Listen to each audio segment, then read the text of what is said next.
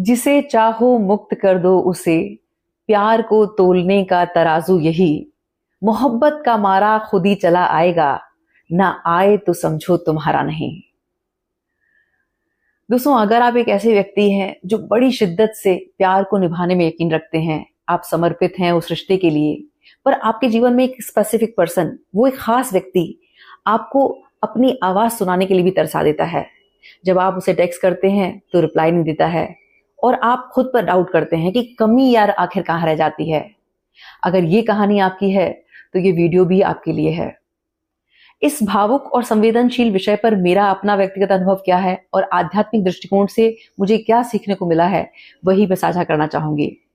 Relationship की जब बात आती है तो हमें जिम्मेदारी के साथ इन 3 बातों को समझना होगा अगर हम अपने जीवन में एक सच्चे प्रेम को आकर्षित करना चाहते हैं। तो पहला, हमें ये खुद से पूछना है कि जब उस एक स्पेसिफिक पर्सन का मुझे मैसेज का वेट होता है, कॉल का वेट होता है, और वो जो कॉल नहीं आता, मैसेज नहीं आता, तब उस पल मैं कैसा महसूस करता हूं, कैसा महसूस करती हूं।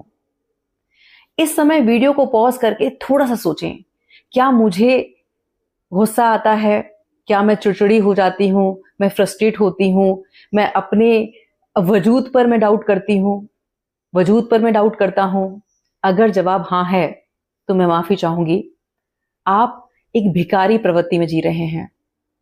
जब तक हम रानी या राजा बनकर नहीं जिएंगे, हमें सच्चा प्रेम नहीं मिल सकता, क्योंकि भिखारियों को सिर्फ टुकड़े दिए जाते हैं, भिखारियों को सिर्फ दया मिलती है और कृपा मिलती है।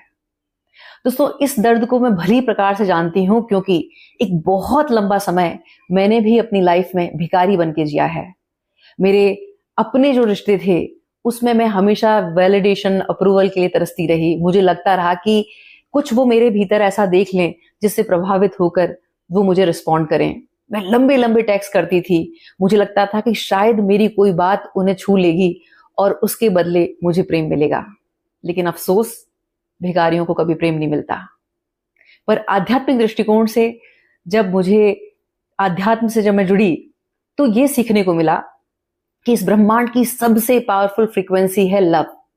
जब हम प्रेम पर रेडिएट करते हैं, जब हम प्रेम की फ्रीक्वेंसी पर रेडिएट करते हैं और जब हम प्रेममय होते हैं, जब हम धर्म से जुड़ते हैं, आध्यात्म से जुड़ते हैं, जब हम भक्ति से जुड़ते हैं, तब हमारा पूरा ऑरा जो होता है वो प्रेममय होता है।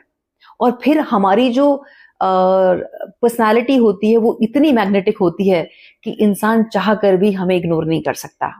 और हम एक राइट फ्रीक्वेंसी पे वाइब्रेट कर रहे होते हैं, हम प्रेम से सराबोर होते हैं। हम जहां जाते हैं हम प्रेम बांटते हैं और प्रेम ही पाते हैं। तो इसीलिए अगर हमें प्रेम की चाहत है तो हमें आध्यात्म, भक्ति और धर्म से जुड़ना होगा।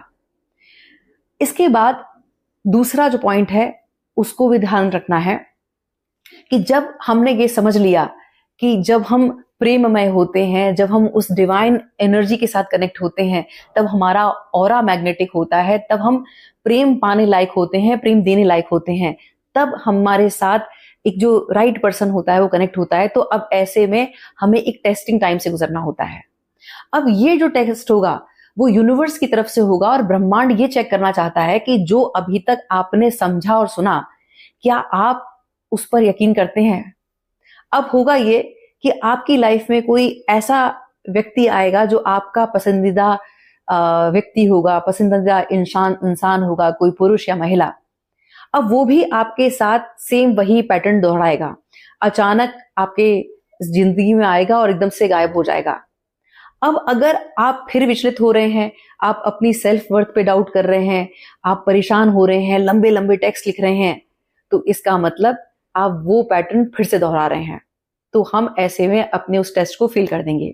पर अगर हमें फर्क नहीं पड़ता कि कौन आया कौन नहीं, हमने अपने प्रेम को अभिव्यक्त किया और अब हम ये समझते हैं कि जो डिवाइन इंटेलिजेंस मेरे लिए जो राइट पर्सन है वो अपने आप मेरे सामने लेके आएगी। मुझे उसको परस्यू नहीं करना, मुझे उसको चेज नहीं करना, मुझे उसके पीछे नहीं भागना। मुझे तो अपनी सेल्फ वर्थ को समझना है और मुझे उस काम को करना है जिस काम को करने के लिए ईश्वर ने मुझे बनाया है। जब हम अपनी हॉबीज पे काम करते हैं, अपने पैशन को फॉलो करते हैं, तब हम एक राइट फ्रीक्वेंसी पे होते हैं और उसके बाद हम जो यूनिवर्स हमारा टेस्ट ले रहा होता है, हम उसे पास कर लेते हैं।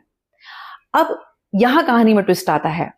जो व्यक्ति अचानक से गायब हो गया है, अब डिवाइन इंटेलिजेंस उसका टेस्ट लेती है, बहुत सारे संकेत उसको देती है और वो उसे बताती है कि वो राइट पर्सन जिसे इग्नोर करके बैठा है वो तेरे लिए बना है।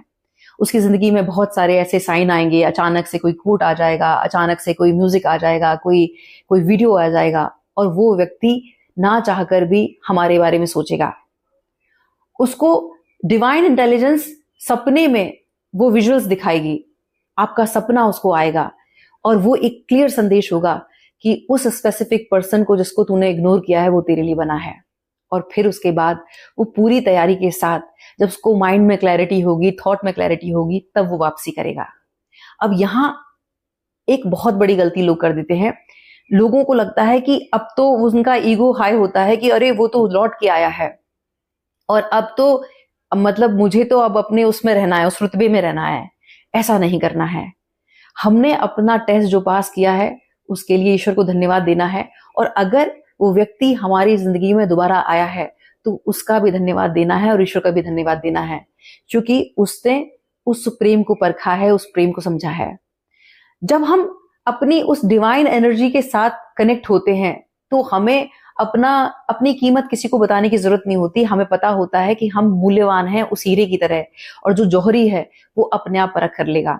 हमें शब्दों की जरूरत नहीं होती, हमारा मौन काफी होता है, हमारी एनर्जी, हमारा ऑरा ही काफी होता है उसको वो पुल देने के लिए, और वो स्वतः आता है। लेकिन उस गए हुए व्यक्ति का सम्मान हमें करना है, तब ये होगा।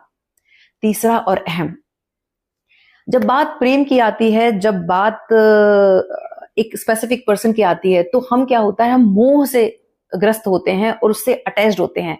हम बस ये प्रार्थना करते हैं कि कैसे भी ये मिल जाए।